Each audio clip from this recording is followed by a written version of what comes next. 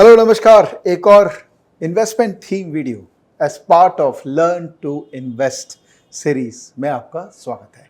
दोस्तों, मैं हूं आपका मित्र विवेक बजाज और मैं हूं शेयर बाजार में तकरीबन 20 साल से और थोड़ा बहुत समझ में आता है शेयर बाजार में चलता क्या है। दोस्तों, इन्वेस्टमेंट थीम वीडियो सीरीज बहुत ही ज़बरदस्त थीम चल रही है। It is part of my learn to invest series. ये लर्न टू इन्वेस्ट सीरीज क्या है? ये सीरीज मैंने चालू किया था अन्नपूर्णा जी को कैसे इन्वेस्टिंग करते हैं ये पूरा समझाने के लिए। मैंने बेसिक फाउंडेशन बिल्ड किया था कुछ वीडियोस के दौरान। उसके बाद मैंने एक सेक्टर का एनालिसिस करके दिखाया था, ऑटोमोबाइल सेक्टर पकड़ा था कि कैसे एक सेक्टर को आप बहुत डीप एनालिसिस करते हैं।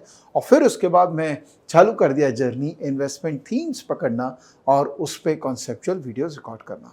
ज़बरदस्त मज़ा आ रहा है। मुझे मज़ा आ रहा है क्योंकि मुझे इतना नॉलेज मिल रहा है। आई एम श्योर आपको भी मज़ा आ रहा होगा क्योंकि आपको भी मेरे थ्रू कुछ नॉलेज मिल जा रही है, राइट। इन्वेस्टमेंट थीम का पर्पस क्या होता है कि हम वो थीम पकड़ते हैं जो हमको लगता है कि लॉन्ग टर्म सस्टेनेबल ग्रो करेगी वो थीम, और अगर कोई भी नया स्टॉक उन थीम में आता है तो उसको भी ऐड कर देते हैं। और थीम से कन्विंस्ड होके जब भी स्टॉक्स के अंदर में मोमेंटम आता है या रीज़न मिलता है पार्टिसिपेट करने का, तो हम पार्टिसिपेट करते हैं। बहुत बहुत ज़रूरी है, जो स्टॉक बहुत महंगे हो चुके हैं उनमें ऊपर लेवल पे पार्टिसिपेट करने के लिए कन्विक्शन, थीम का कन्विक्शन डेवलप करना। क्योंकि क्या होता है, अगर आप वैल्यू इन्वेस्टर हैं तो गिरे पड़े स्टॉक भी आप नीचे ले लेते हैं, इवन दो उनमें कोई थीम अभी नहीं है। शायद थीम ओरिजिनेट होगी, इमर्ज होगी, राइट। लेकिन जब आप मोमेंटम इन्वेस्टिंग कर रहे हैं, बहुत ज़रूरी है, खासकर हम लॉन्गर स्विंग, लंबी अवधि के लिए किसी स्टॉक में पोजीशन बिल्ड करना चाह रहे हैं, बहुत ज़रूरी है कि उसका जो एक थीम है उससे हम कन्विंस्ड हो जाए। बहुत सारे थीम पे मैंने रिकॉर्डिंग किया है और आज जिस थीम पे मैं रिकॉर्डिंग कर रहा हूँ वो है डेटा सेंटर का थीम। ऑल तो कई लोगों को ये लगेगा कि ये थीम तो ऑलरेडी चल चुकी है, बट माइंडफुल रहिए कि चल चुकी है कुछ भी नहीं होता है शेयर बाजार में। हाँ, हो सकता है यहाँ से और चले। तो जब हम थीम से कन्विंस्ड होते हैं ना, स्पेशली जब मार्केट गिरता है, कोई भी रीज़न से मार्केट गिर सकता है, आप हमारे और आपके कंट्रोल में नहीं है। कोई भी रीज़न से अगर मार्केट गिरे तो अगर आपका थीम समझा हुआ है, सोचा हुआ है, तो ईजियर होता है उन थीम्स में वापस से एंट्री करना। स्पेशली वो स्टॉक्स जिनमें अभी भी स्ट्रेंथ है, ऑल्दो मार्केट गिर गया है बट उनका रिलेटिव स्ट्रेंथ अभी भी पॉजिटिव है। It's easier to participate in दो stocks when you are convinced with the theme. I hope ये सिस्टम आपको समझ में आ गया होगा। और आप जो मेरे साथ जुड़े हुए हैं, मेरे लर्नर्स हैं, आप इस थीम के बेसिस पे पार्टिसिपेट करने की अपनी जर्नी को अभी भी बरकरार रख रहे होंगे। और अगर आप पहली बार जुड़े हैं तो कुछ नहीं करना है, खाली मेरे चैनल को सब्सक्राइब करना है और मुझे 1 मिलियन सब्सक्राइबर का बैज दिलवाना है। ऑलराइट, चलिए चालू करते हैं। डेटा सेंटर प्रेजेंटेशन सामने, मैं प्रेजेंटेशन के सामने। ऑलराइट, डेटा सेंटर का मतलब क्या हो गया? बहुत ही सिंपल भाषा में इसको धीरे धीरे धीरे डिकोड करने की कोशिश करते हैं, बिकॉज ये क्या थोड़ा टेक्निकल सब्जेक्ट है। तो मैं चाहूँगा कि आप लोग इसको अच्छे से सीखें। मैं हिंदी में आराम से धीरे धीरे बात करूँगा। And people who want to learn in English from me, do not worry, this presentation is available below this PPT, below this video. आप आराम से पीपीटी डाउनलोड कर सकते हैं and you can learn. So data centers are specialized facility used to house information, technology, communication equipments, including server, storage space, routers and switches. अगर आप अपने office में देखेंगे, झांकेंगे, तो आपके ऑफिस में कोई एक कॉर्नर होगा जहाँ पर एसी बहुत ही स्पेसिफिक ग्रेड की होगी, जहाँ पर सर्वर्स के रैक लगे हुए रहेंगे और वहाँ पे मॉडेम, राउटर, सर्वर होस्ट किया हुआ होगा और आपकी आईटी टीम टिपिकली उस जगह पे बैठती है। हर ऑर्गेनाइजेशन के अंदर में आजकल नेटवर्क है, बिकॉज अगर आपको इंटरनेट का एक्सेस चाहिए तो आप या तो वाईफाई से एक्सेस लेंगे या आपके लैपटॉप के अंदर में तार लगा होगा या लोकल एरिया नेटवर्क, लैन जिसको कहते हैं, उसका होना बहुत ज़रूरी है। तो अब ऐसा मान लीजिए कि डेटा सेंटर इज बेसिकली आपने अपने ऑफिस से अपना सर्वर को हटा दिया, सर्वर का जो कॉर्नर उसको हटा दिया और किसी थर्ड पार्टी बड़े सर्वर स्पेस में रख दिया ताकि वहाँ पर आपका सर्वर का मेंटेनेंस और बेटर हो सके। बिकॉज क्या होता है, सर्वर को एक पर्टिकुलर टाइप की ठंडक चाहिए, सर्वर को एक पर्टिकुलर इलेक्ट्रिकल पावर चाहिए, तो वो सब चीज़ें एक डेटा सेंटर में बहुत स्पेशलाइज होती है। आप अपने ऑफिस पे करोगे तो ऑब्वियसली फ्लक्चुएशंस हो सकता है और आपका सर्वर का वेयर एंड टेयर फास्टर हो सकता है। The main function of a data center is to provide secure and connected accommodation for data racks that have been access to power and adequately cooled to decrease excess heat. 4 तरह के data centre होते हैं broadly: captive, colocation, hyperscalers और as. Captive का मतलब हो गया मेरी ऑफिस के अंदर में मैंने एक डेटा सेंटर बना रखा है, ये मेरे पर्पस के लिए। टिपिकली ये गवर्नमेंट और पब्लिक सेक्टर एंटरप्राइजेस, ये लोग एक डेडिकेटेड डेटा सेंटर बना के रखे हैं जहाँ पर थर्ड पार्टी को अलाउड नहीं है, वो अपना ही पर्पस के लिए उसको यूज़ करते हैं। कोलोकेशन का मतलब हो गया कि आप चाहें तो अपने ऑफिस से हटा के उसको एक थर्ड पार्टी डेटा सेंटर में होस्ट कर दिए और वहाँ का कनेक्टिविटी के लिए जो या तो लीज लाइन कनेक्टिविटी होगा या MPLS कनेक्टिविटी होगा या इंटरनेट के थ्रू आप अपने सर्वर को एक्सेस कर रहे हैं। हाइपर स्केल जो टिपिकली यूज़ करते हैं क्लाउड सर्विस प्रोवाइडर जैसे अमेजन क्लाउड हो गया या माइक्रोसॉफ्ट क्लाउड हो गया, ये लोग hyper scale data centre create करते हैं, वहाँ पर अपने आप को होस्ट करते हैं क्योंकि वहाँ की जो रिक्वायरमेंट होती है, बिकॉज इतना ज़्यादा वहाँ पर रिक्वायरमेंट होती है कि वहाँ का इंफ्रास्ट्रक्चर भी जो है वो बहुत डिफरेंट होता है। एज का मतलब हो गया छोटी फैसिलिटी, छोटे छोटे, कई बार होती है आपकी ऑफिस बड़ी ऑफिस है, वहाँ पर एक एज फैसिलिटी क्रिएट की है जो कि छोटे छोटे लो लेटेंसी ट्रांसमिशन के लिए जिसको यूज़ किया जाता है। डिमांड ड्राइवर्स, क्यों डेटा सेंटर की बात हो रही है इतने दिनों से भारत में? क्योंकि कोई ना कोई मैक्रो रीजन है why the demand for data centres have gone up. अगर मैं तीनों कैटेगरी को अलग अलग पकड़ूं, एज, कैप्टिव, कोलो, कैप्टिव और कोलो को एक साथ डाल देते हैं, एज, कैप्टिव और हाइपर स्केलर। तो एज जो है वो लोकल लेवल पे है, जैसे इस बिल्डिंग के अंदर में मैंने एक डेटा सेंटर बना दिया, अब वहाँ पे जिसको चाहिए वहाँ पर एक्सेस कर लो। रीजनल लेवल पे जैसे कलकत्ता के अंदर में एक डेटा सेंटर बना दिया तो रीजन में जो लोग हैं वो उसको एक्सेस कर सकते हैं। और नेशनल हो गया कि कोई भी कहीं से भी एक्सेस कर सकता है। एज जनरली शॉर्टर डिस्टेंस के लिए होता है, अल्ट्रा लो लेटेंसी है, लो बैंडविड्थ वहाँ अवेलेबल होती है, मोस्टली वायरलेस होता है इसके अंदर में, और लास्ट माइल के लिए ज़्यादा यूज़ होता है। जैसे एक 2 सिटी कनेक्ट करने के लिए तो लार्ज माइल हुआ तो उसके लिए ऑब्वियसली बड़ा कनेक्टिविटी होगा, बट अगर लास्ट माइल के अंदर में मुझे खाली आके लास्ट माइल टर्मिनेट करना है कुछ, तो उसके लिए मैं एज यूज़ करता हूँ।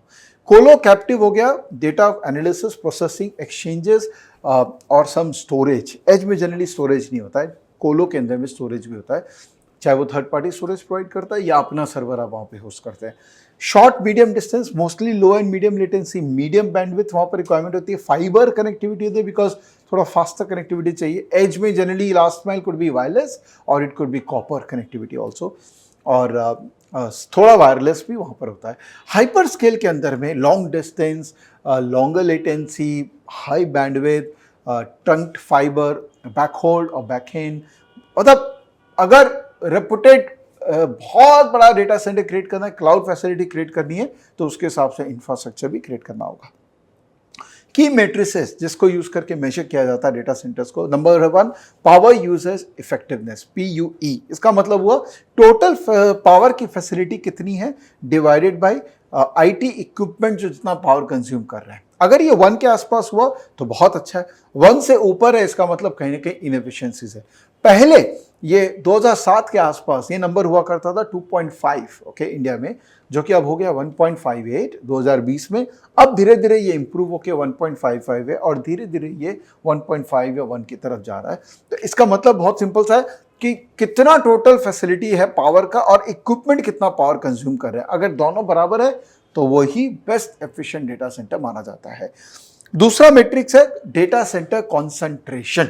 इसका सिंपल सा बात है कि कितना मेगावाट का डेटा सेंटर का कैपेसिटी है। डेटा सेंटर क्या होता है? बेसिकली वो तो इंफ्रास्ट्रक्चर है, और वहाँ पर अगर हम उसको डिफाइन करें इंफ्रास्ट्रक्चर को कोई भी मेजरेबल आइटम से, तो वो होगा कितना पावर वहाँ अवेलेबल है। तो megawatt of power available in data centre divided by number of internet users in millions. तो इंडिया में इंटरनेट यूजर पेनिट्रेशन करीबन 50% है, और डेटा पेनिट्रेशन जो है जो डेटा सेंटर का पेनिट्रेशन है वो रिलेटिवली लो है। तो इंडिया अभी देखेंगे ना बहुत ही नेसेंट स्टेज में, सबसे ज़्यादा बड़ा इस डोमेन में है यूनाइटेड स्टेट्स, फिर यूरोप, चाइना भी हमसे बड़ा है क्योंकि वहाँ पर डेटा सेंटर्स का एक्सपेंशन बहुत बहुत रैपिड पेस में हुआ था। इंडिया में अब चालू हुआ है, तो आने वाले कुछ साल में ये बड़ा ही इंटरेस्टिंग वैल्यू प्रोपोजिशन बन सकता है for businesses who want to get into data centre business.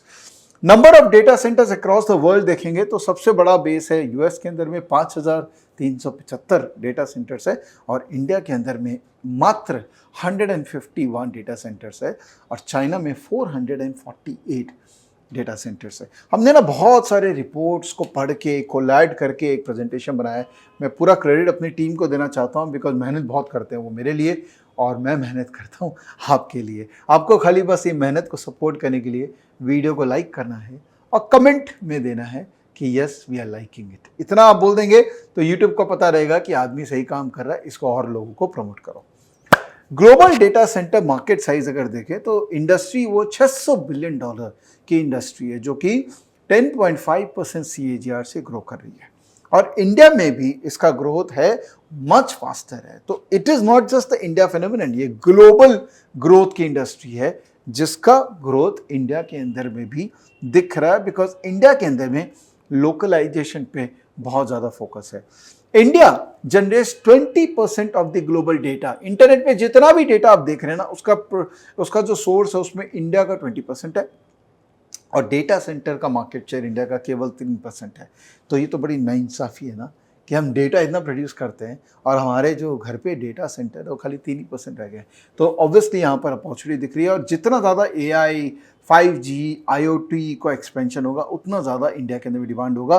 तो इंडिया के अंदर में डेटा सेंटर क्यूमुलेटिव इन्वेस्टमेंट जो प्लान्ड है वो ऑलमोस्ट 42% CAGR से ग्रो कर रहा है और ग्रो करता रहेगा।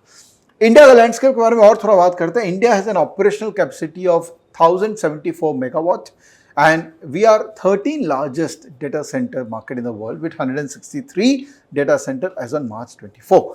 इंडिया का जो कंजम्पशन है डेटा का वो 62 GB पर यूजर पर मंथ पहुंच जाएगा 2028 में which is going to outpace US and China. हम डेटा बहुत कंज्यूम कर रहे हैं, बहुत ज़्यादा। हमारी पॉपुलेशन जो है ना उनको एक काम मिल गया है डेटा कंज्यूम करने का, खासकर वीडियोस। और वो किस तरह का वीडियोस दे रहे हैं उस पर कोई चर्चा नहीं करते हैं बिकॉज वो एक टॉपिक है जिस पे बहुत ही सॉफ्ट कॉर्नर हो सकता है, तो छोड़ देते हैं उसको।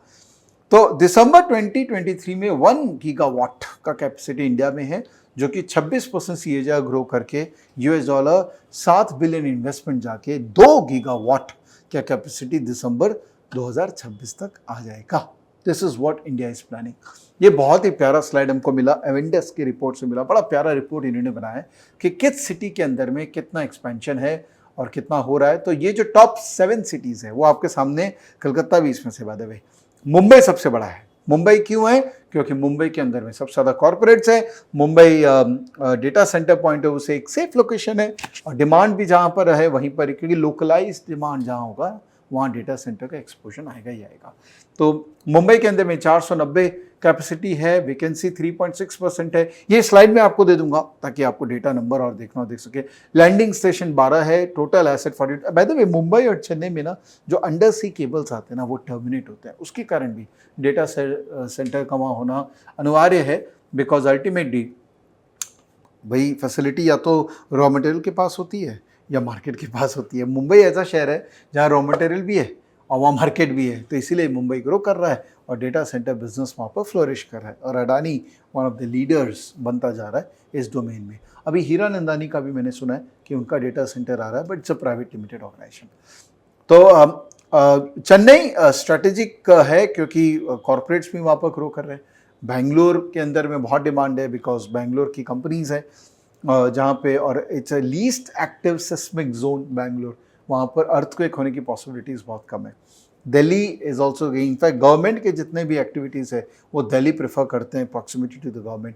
Pune is also emerging quite well. Bombay बहुत हेवी हो गया, अब भर गया है, तो लोग पुणे में सेटअप क्रिएट कर रहे हैं। पुणे में टेक टैलेंट भी बहुत है बाय द वे। हाँ, Hyderabad is emerging quite well and Kolkata के अंदर में भी because of its gateway to the east, Kolkata के अंदर में भी इंटरेस्टिंग एक्सपेंशन हो रहा है from a data centre perspective. तो मुंबई और चेन्नई ऑब्वियसली 60% मार्केट शेयर है because of the undersea cable. This is your demand which is in terms of capacity demand जो जनरेट हो रही है। तो सबसे ज़्यादा डिमांड जो जनरेट हो रहा है वो मुंबई में हो रहा है, उसके बाद डिमांड है NCR रीजन में, and then Pune and Hyderabad, Chennai और कोलकाता में सबसे कम डिमांड है for obvious reason. Strength analysis, स्वॉट एनालिसिस करेगा डेटा सेंटर का इंडिया में तो बहुत स्ट्रेंथ है, पॉपुलेशन, यंग पॉपुलेशन, अभी इंडिया ग्रो करना चालू किया है तो डेटा पूल भी बहुत बढ़ता जा रहा है और availability of cheap resources, infrastructure growth available है। बट वो डिसएडवांटेज भी है कि इंडिया के अंदर में डिपेंडेंसी बहुत है टेलीकॉम सर्विस प्रोवाइडर पे। अभी वो टाटा एयरटेल है, डाउन हो जाता है तो पूरा ख़राब। इंफ्रास्ट्रक्चर ग्रोथ इतना हो रहा है, रोड बन रहे हैं तो उसके कारण जो नेटवर्क है वो डाउन हो जाता है। तो there are challenges also, but देखिए today's pain is tomorrow's gain. आज का भारत में पेन हम लेंगे तभी हम नेक्स्ट उज्जवल भारत बना पाएंगे और data centre business is part of that Ujjwal Bharat. Growth enablers क्या है? क्लाउड एडेप्टेशन, बहुत सारे लोग अब क्लाउड की तरफ जा रहे हैं। हमारा स्टॉकेज भी देखिए काफ़ी क्लाउड की तरफ मूव कर चुका है। डिजिटल कॉमर्स ग्रो कर रहा है, 27% इंडिया का जो ट्रांजैक्शन है वो ऑलमोस्ट 27% CAGR से ग्रो कर रहा है। डेटा प्रोटेक्शन एक्ट जो इंडिया में अभी लॉन्च हुआ है तो काफ़ी ज़्यादा फोकस हो रहा है लोकलाइजेशन पे कि डेटा जो है वो हमारा रिलेटेड जो डेटा है वो हमारे देश में रह जाए। 5G रोल आउट हो रहा है जिससे चीज़ें कनेक्टेड है। अब घर का कैमरा कनेक्टेड है, घर का बहुत सारी चीज़ें कनेक्टेड है तो वो तो डेटा ऑलरेडी अल्टीमेटली कंज्यूम तो हम इसी इंटरनेट पे कर रहे हैं।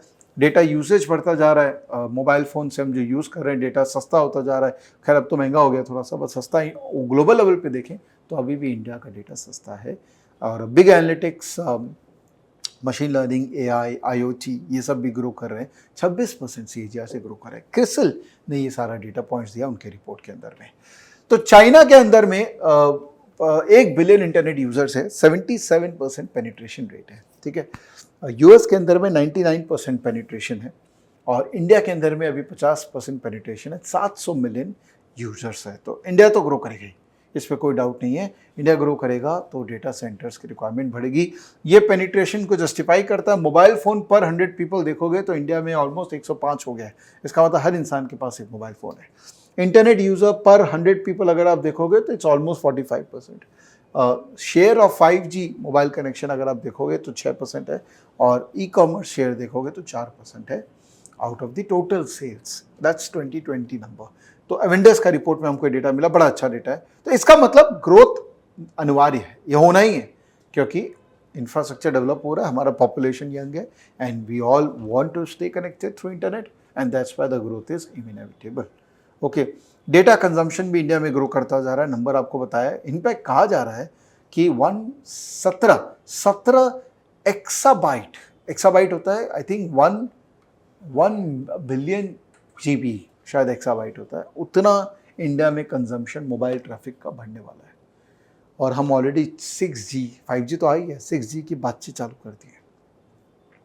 डेटा कंजम्पशन क्यों बढ़ रहा है इंडिया के अंदर में? Hybrid work, global talent pool, increasing video conferencing, cloud storage. ये देखिए हम वीडियो बना रहे हैं, अल्टीमेटली आप ये वीडियो कंज्यूम कर रहे हैं तो डेटा तो बढ़ेगा ना। इंक्रीजिंग वीडियो म्यूजिक स्ट्रीमिंग, अब तो टीवी देखने बंद कर दिए, अब तो जो होता है वो इंटरनेट पे ही होता है। Online gaming, social media, mobile TV, OTT, digital education, online retail, adaptation of fintech, digital payment, purchase of food online, Zomato, Swiggys of the world, सब चीज़ इतना इंटरनेट ड्रिवन हो गया कि data protection has become important part. और in fact India में ये digital personal data protection bill आया 2022 में। That is a very important catalyst of growth of data centres in our country. Usage है डेटा सेंटर के कि किस पर्पस के लिए कितने डेटा सेंटर यूज़ होते हैं और ये टिपिकल चार्ट है जो कि हमको बताता है कि डेटा सेंटर में क्या क्या कंपोनेंट्स होते हैं।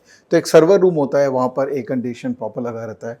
हीट एक्सचेंज होता है जो कि सर्वर रूम को प्रॉपरली कूल रखता है थ्रू दैट हीट टावर, जिसमें पानी रहता है ताकि कूलिंग चलता रहे।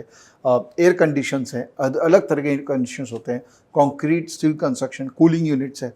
नेटवर्क ऑपरेशन सेंटर, मतलब जो लोग वहाँ पर रिक्रूट होते हैं जो कि पूरा नेटवर्क को मैनेज करते हैं। सिक्योरिटी पर्सनल है।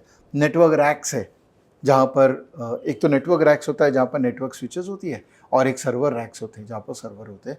बैकअप जेनसेट होता है कि कभी भी लाइट जा सकती है तो जेनसेट तो रखना ही पड़ेगा। और यूपीएस यूनिट्स की यूपीएस तो चाहिए ना कि अचानक से फ्लिप हुआ अगर पावर का तो यूपीएस ही उस पावर को स्टेबल रखता है। तो industries to be benefit due to data centre, IT infrastructure company, electrical infrastructure company जो इस पे फोकस कर रही है like UPS, generator, transfer switches, switch gears, mechanical infrastructure companies like cooling system, cooling towers, chiller units, dry cooler, condenser, general construction industries जो कि इस पे फोकस कर रही है, बड़ा बड़ा इंफ्रास्ट्रक्चर क्रिएट कर रही है, और एनर्जी इंडस्ट्रीज जो कि राइट एनर्जी प्रोवाइड कर रही है इन कंपनीज को। तो फटाफट कंपनीज का डिटेल देख लेते हैं। जो कंपनीज इस डोमेन में अभी आज के डेट में बेनिफिशियरी है, ऑल्दो स्टॉक प्राइसेस चल चुके हैं, बट हो सकता है और भी चल जाएं, आपको माइंडफुल रहना पड़ेगा। और नई नई कंपनीज इस डोमेन में आती जाएंगी, अनाउंसमेंट करती जाएंगी। तो अगर आप थीम से कन्विंस है तो नई कंपनीज अगर अनाउंसमेंट कर रही है तो वो कंपनी भी इंटरेस्टेड हो सकती है। Cummins India, it is part of Cummins USA. It designs, manufactures, distributes and services diesel and alternate fuel engines from 2.8 liters to 100 liters. ये बेसिकली जो डेटा सेंटर्स है उनको जो अल्टरनेट फ्यूल चाहिए, बैकअप सोल्यूशन चाहिए, उन सब में ये स्पेशलाइज करती है और दुनिया भर में इसका एक इस पर्टिकुलर डोमेन में स्ट्रेंथ है। एक काम करते हैं, साथ साथ में जैसे जैसे कंपनी मेंशन कर रहे हैं वैसे वैसे ना अपन लोग ट्रेडिंग व्यू का जो वॉच लिस्ट है जो अपना बना हुआ है, याद है अपनी ये जो वॉच लिस्ट है जिसमें अपने ये सारे थीम्स को डालते हैं, इसमें अपने ऐड करते रहते हैं। लास्ट अपने लोगों ने ऐड किया था वाटर थीम, वो भी बहुत अच्छा चल रहा है। एक सेक्शन ऐड कर लेते हैं डेटा सेंटर का यहाँ पे, ये आपके साथ शेयर कर दूंगा वैसे मैं, ऐसा आपको I believe in sharing and caring, so आप भी शेयर कीजिए लोगों के साथ ये वीडियो, उनको भी फायदा होगा। तो ऐड कर लेते हैं स्टॉक, तो कमिंस ऐड कर लेते हैं। ओके कमिंस, ओ कमिंस ऑलरेडी कहीं पर एडेड है, वहाँ से एक बार हटा के इसको यहाँ पर ऐड करना पड़ेगा या ओके। और साथ साथ में स्टॉकेज में भी ऐड करते रहते हैं so that you know it's easier for us to track data.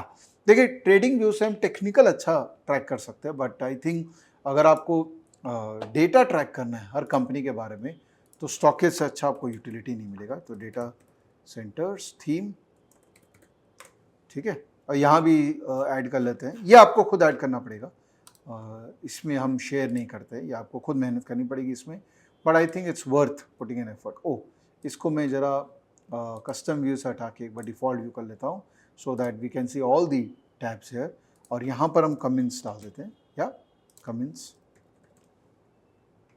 Alright fantastic, चलिए वापस चलते हैं। अब कमिंस के बाद नेक्स्ट स्टॉक है, कौन सा है? Blue star. ब्लू स्टार तो बचपन से मैंने इसका नाम देखा है, एयर कंडीशन के अंदर में है। They offer turnkey solutions, mechanical, electric, plumbing and fire fighting projects. It is the largest after sale service provider for air conditioning and commercial refrigerator products. Data centre point of view से इसने already काफ़ी expansion कर लिया है। Yotta data centre in Noida, ये already उसने execute कर दिया है HVAC वर्क, और काफ़ी स्ट्रॉन्ग ऑर्डर फ्लो है इस डोमेन की तरफ से। एंड बिकॉज इतना पुराना कंपनी है, very strong brand recall value, तो ये कंपनी भी हमको ट्रैक करने चाहिए। तो राइट क्लिक करके इसको ऐड कर लेते हैं, इसको ब्लू स्टार का नाम दे देते हैं। ऑलराइट ओके, एंड स्टॉकेज में भी जाके इसको यहाँ पर ऐड कर लेते हैं ब्लू स्टार। ब्रिलियंट, तो आगे बढ़ते हैं। ये मैं बाद में ऐड कर लूँगा सब, अभी एक काम करते हैं वीडियो कंप्लीट कर लेता हूँ। बाकी प्रोसेस मैंने आपको बता दिया कैसे ऐड करना है, ये मैं वीडियो खत्म होने के बाद ऐड कर दूंगा ताकि मैं इसको ट्रैक कर पाऊँ।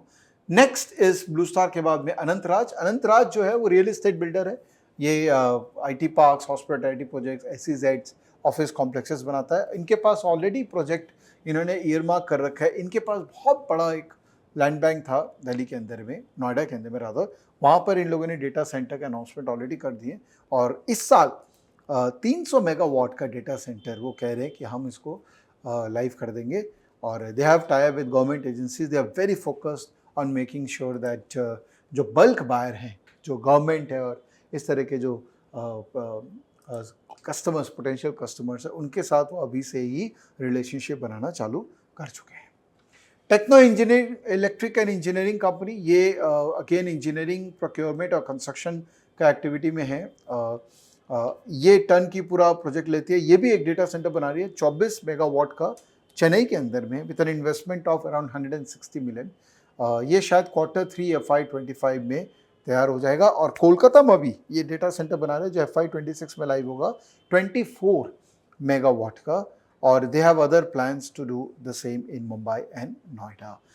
They also develop, operate and maintain the single largest edge data center for Railtel Corporation in India over the next 5 years in 102 cities across India.